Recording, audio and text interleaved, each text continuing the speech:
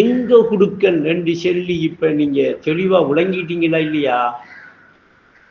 உங்களோட கனவுல நிக்கிற ஒருத்தருக்கு நீங்க ஏதாவது ஒரு உணவோ, ஏதாவது ஒரு பொருளோ, ஏதாவது ஒரு பணமோ என்னத்தை கொடுத்தாலும் உங்களோட கனவுல நிக்கிற அவரு உங்களோட உணர்வுல நிக்கிறவரா இல்லையா? உங்களோட பசியில நிக்கிறவரா இல்லையா? உங்களோட தாகத்தில நிக்கிறவரா இல்லையா? மொத்தத்தில அது நீங்கியா இல்ல வேற யாருமா? அப்ப நீங்க யாருக்கு கொடுக்குறீங்க? அப்படி உணர்ந்து கொடுக்கணும். இதுதான் நீங்க அல்லாஹ்வுக்கு செய்கிற கொடை, அல்லாஹ்வுக்காக செய்கிற விஷயம். உணராம யாரும் வந்திருக்காவா? அவனே சொல்றான், நான் உனக்கிட்ட பிச்சைக்காரன் மாதிரி வந்தேனே, என்ன நீ கண்டு கொண்டியா என்று கேட்ட ஹதீஸ் எல்லாம் இருக்கு. இதெல்லாம் அடிச்ச நேரங்காலம். அப்ப இப்ப நாம எங்க நிற்கும்? கனவுல நிற்கும். இந்த உலகம்ங்கிறது ஒரு கனவு. இப்ப கனவுல நிற்கும்.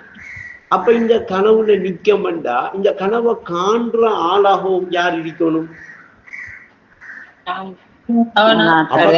கனவுல நிக்கிற நிலை கட்டுண்ட நிலை, இந்த கனவை காண்ற ஆளாக நான் நிக்கிற நிலை கட்டுண்ட நிலையா வியாபக நிலையா? அப்ப நான் ஏகம் என்று சொல்லி நான் இப்ப அந்த உணர்ற அந்த நிலை இந்த கனவுல எய்னைக்கு இல்லை. அப்ப இல்லாத இடமே இல்லை என்றா அந்த ஏகமா இருக்கிற அந்த உணர்வு அதுல உணரப்பட்ட விஷயமே அல்லாமல் வேற ஏதாவது ஒன்று கனவுல வெளிப்படுறதுக்கோ வெளிப்படையாக தெரிகிறதுக்கோ வேறையாக ஒன்று இருக்குமா, வருமா? அப்படி அந்த ஏக நிலையில உள்ளத்தை எக்கணமும் நாம சரிப்படுத்தி ஏகமாக நான் இருக்கேன் என்று உணர்ந்து இந்த வேலைகளை செஞ்சா அது வேற யாருக்கும் செய்கிறதாகவோ, வேற யாரும் ஒரு ஆள் இருக்கிறதாகவோ, வேற ஒரு ஆளுக்கு பசிக்கிறதாகவோ, வேற யாரோ ஒரு ஆளுக்கு தாகம் வருகிறதாகவோ, வேற ஒரு ஆளுக்கு நீங்க உதவி செய்கிறதாகவோ ஆகவே ஆகாது. அப்படி அந்த நிலை உணரப்படாது. அது தன்னகத்தை செய்து கொள்ற ஒரு உதவியாகத்தான் இருக்கு. இப்ப அதிகமா உதவி செய்ய விரும்புவோமா இல்லையா?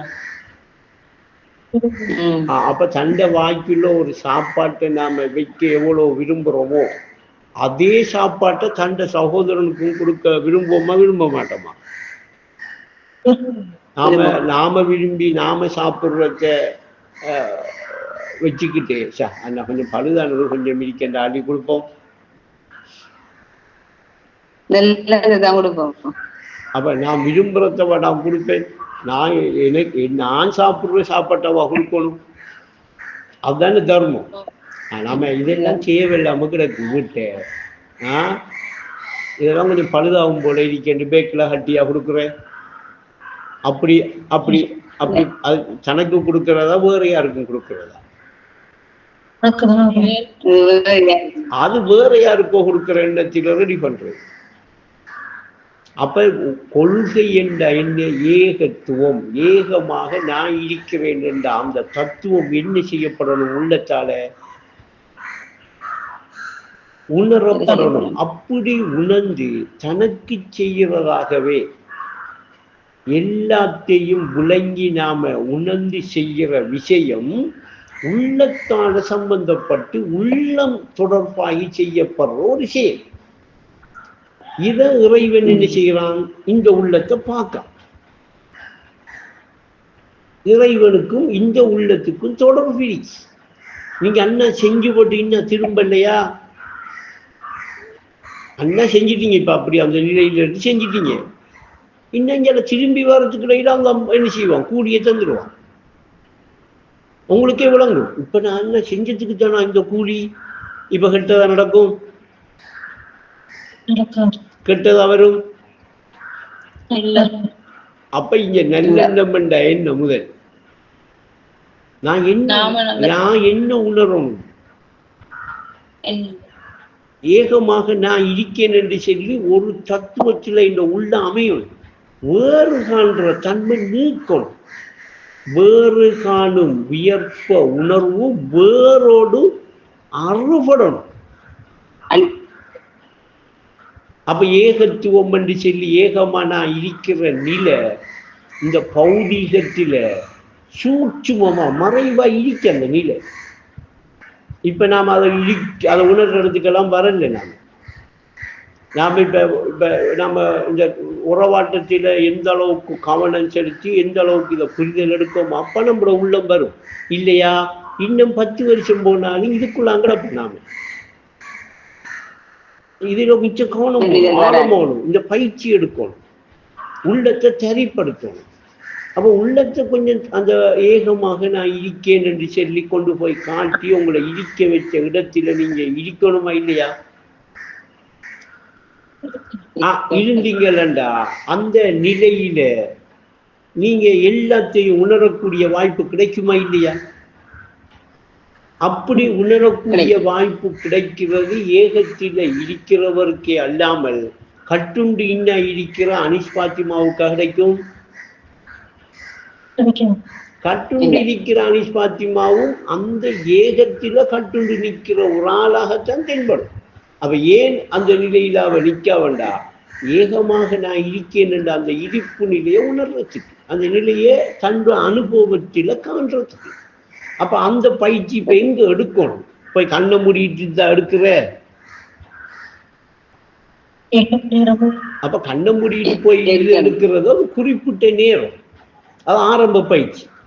அதை முடிக்கிட்டு வந்தா நின்ற நிலையிலும் உட்கார்ந்த நிலையிலும் நடந்த நிலையிலையும் அவர் தியானிச்சுக்கிட்டே இருந்தாங்கண்டா அவரோட உள்ளம் அந்த ஏக நிலையிலே சரிப்பட்டு இருந்தா இப்ப காண்றத்திலிருந்து பார்க்கறத்திலிருந்து உணர்றத்திலிருந்து எல்லாம் தன்னிலையில காண்றதாகவும் தன்னிலையில உணர்றதாகவும் தன்னிலையில இது வெளிப்படுறதாகவும் இது அத்தனைக்கு காரணம் நான், என்னுடையது என்று வரக்குள்ள இப்ப என்ன செய்யும்? ஒரு கெட்டது நடக்காது, கெட்டதுக்கு இடமே இல்லை அங்க. இப்ப இன்னைக்கு செய்தான் வந்து என்ன செய்யறான்? கெட்டதை உருவாக்குறான். என்ன அந்த கெட்டது? எல்லாத்தையும் இருக்கான். உங்களோட கனவுல நீங்க காண்ற எல்லாம் உங்களுக்கிட்ட வெளிப்பட்டதா இல்ல வேற யாருக்கிட்டையும் வெளிப்பட்டதா? அப்ப கனவுல வந்து நின்றுக்கிட்டு நாம கனவுல காண்ற எல்லாத்தையும் இது என்னுடைய கனவுலதான் நான் காண்றேன், என்னிடத்துல இது வெளிப்பட்டிருக்கென்று நாம நினைக்கிறையா? நினைக்கிறே, மறந்துடுற. அங்க கனவுல நிக்கக்குள்ள கனவு கண்டுக்கிட்டு கனவுல கட்டுண்ட ஒரு ஆளா நிக்கிற இடத்துல நின்று பாருங்க நீங்க, இது என்னுடைய கனவு, அந்த கனவுல நான் வெளிப்பட்டு நான் நிக்க வாழ்றேன், இன்னும் அப்படி காண்றது தெரியறதெல்லாம் என்னில இருந்து வெளிப்பட்டதுதான், என்னுடைய அறிவுல இருந்து வெளிப்பட்டதுதான், என்ற உணர்வு தான் இது எல்லாத்தையும் வெளிப்படுத்திருக்கி. அப்படி வெளிப்பட்ட எல்லாத்தையும் தான் நான் கட்டுண்ட ஒரு ஆளா நின்று கண்டுக்கிட்டு இருக்கேன் என்றெல்லாம் கனவுல நாம நினைக்கிறையா? அப்ப அங்க நிஜமனை நம்பித்தானே அந்த கனவை கண்டோம், கனவுல வாழ்ந்தோம். இந்த நினைவு வந்து இங்க ஒளிம்பினத்துக்கு பிறகுதான் நமக்கு என்ன செய்வது? கனவு என்று விளங்குது. கனவு என்று விளங்குற இடத்துக்கு அது வரைக்கும் நம்ம அந்த கனவு என்று காணாம நிஜம் என்று கண்டு வாங்க எல்லாம் வாழ்ந்தோம். அதே மாதிரி இன்னும் இப்ப இந்த உலகத்துல நாம இதை கனவண்டு காண்றோமா? கனவண்டு சென்ன நம்புவோமா? ஏன்னா அவ்வளவுக்கு நிஜமா இருக்கே இல்லையா இந்த வாழ்க்கை? நிஜமாத்தான் உணர்றோம், நிஜமாத்தான் காண்றோம். அப்படி நிஜமா கண்டுக்கிட்டு இதை நிஜமண்டு வாழ்ந்துக்கிட்டு இருக்கிற நமக்கு இந்த கனவண்டு விளங்குறேன்டா, கனவண்டு இது என்னுடைய உணர்வுல என்னுடைய அறிவுல வெளிப்பட்டிருக்கிறது என்று நான் காண்றேன்டா இன்னைக்கு வரணும். அந்த ஏகமாக நான் இருக்கேனுங்கிற அந்த நிலையில சரிபடும், அதுக்கு முயற்சி செய்யணும். அதை என்ன செய்யணும்? அன்றாட வேலையோட நம்மளோட உள்ளத்தை அதோட சம்பந்தப்படுத்தி அதில் சரிப்படுத்தி என்ன செய்யணும்? பயிற்சி எடுக்கணும். எடுத்தோம்னா என்ன செய்யும்?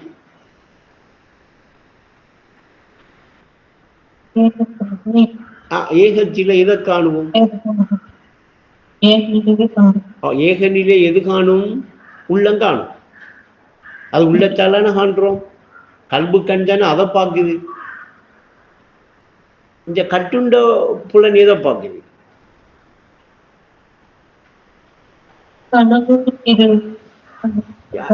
வெளிப்பட்டிருக்கிறத பார்க்குது. எதில? அந்த ஏகத்தில வெளிப்பட்டிருக்கிறத தான் இந்த கட்டுண்ட புலன் பார்க்குது. அப்ப இப்படி பார்க்கிற நிலையில நிக்கிற அனிஷ்பாத்தியமா ஒரு கட்டுண்ட பொருளா நிக்காவா? அந்த ஏக வியாபகமாக இருக்கிறான் அவன் வெளிப்பட்ட மகுகர் ஒரு திரையாக அமைதான்.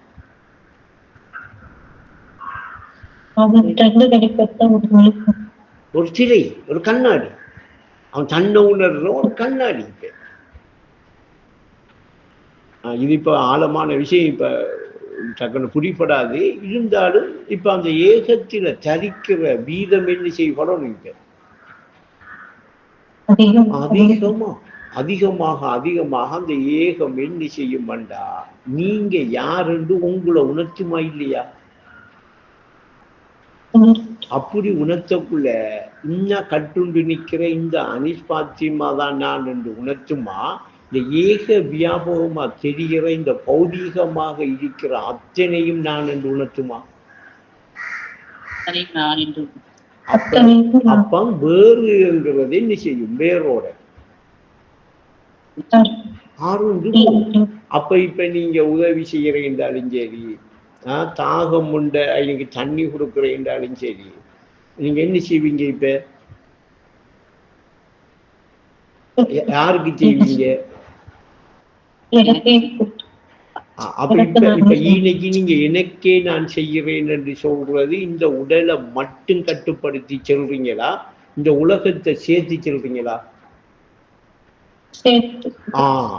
எனக்கே உலகத்தையே நான் என்று உணர்ந்து சொல்றீங்க. இப்ப இன்னைக்கு இப்ப உடல் இருக்கா? அப்ப நான் இப்ப இந்த சொல்ற நிலை படிப்படியா வந்து தரிப்பட்டு ஒரு இடிப்பு நிலை அமைஞ்சா இது என்ன நிலை? ஜன்னத்.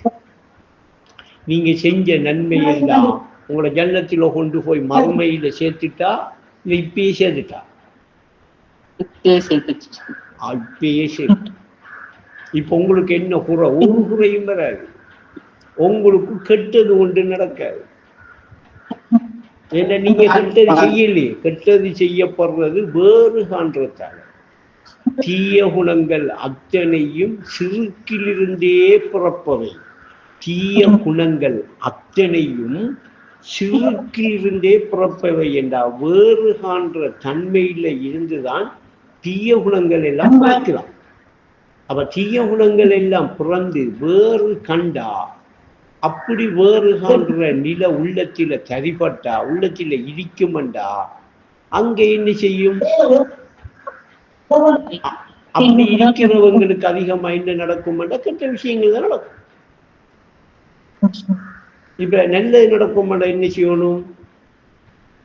அந்த வேறு காண்றத்தை நீக்கி தீய குணங்களை தான் என்ன செய்யணும்? இல்லாமக்கி பரிசுத்தமாக்கணும். ஆக்கினோன்னு இப்ப என்ன நடக்கும்? அங்க நல்ல குணம். அந்த நல்ல குணம் தான் என்னன்னா இப்ப செய்தது.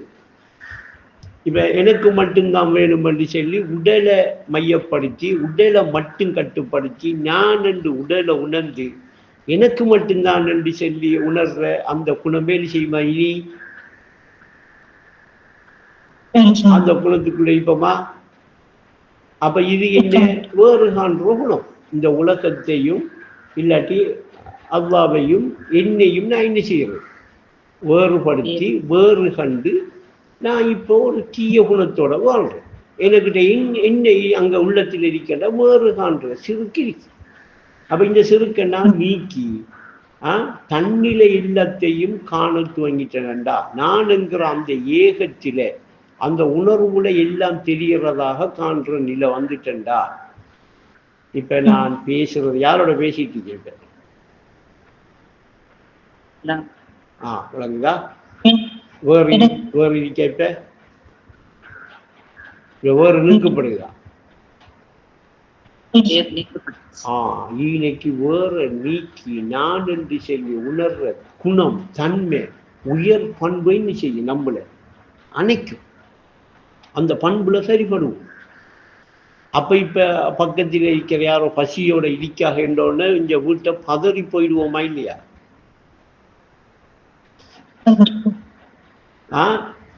அப்ப இப்ப சஹாபாக்கள், சஹாபா பெண்மணிகள்லாம் நாங்க சாப்பிடாட்டியும் பரவாயில்ல, அவளுக்கு கொண்டு போய் சாப்பாட்டை குடிச்சிருவோம், அப்படி குடிச்சதுக்கு காரணம் விளங்குதா? இப்ப சும்மா குடிச்சிருவோம் பசியுடைக்காலண்டா, இதை உணர்ந்தத்தாள், இந்த கொள்கையில சரிப்பட்டத்தாள், இந்த களிமாவை தியானம் செஞ்சத்தாள். சரியா?